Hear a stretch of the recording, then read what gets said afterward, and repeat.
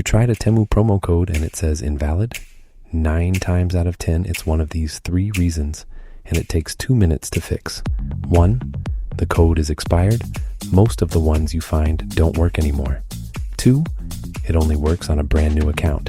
3, you pasted it in the wrong place. The fix? Grab a code that's still active, the one I left in the comments. Scan the QR on your screen to install the app. Then create an account with a new email address, one you've never used on Temu. Then open your profile, the coupons and offers section, paste the code and tap apply. That's the right spot, not the search bar. Fill your cart, and at checkout, the 30% discount comes off on its own. This time, no error message. That's why your Temu promo code wasn't working and how to make it work for real. The right code is in the first comment. Try again. You'll see the difference.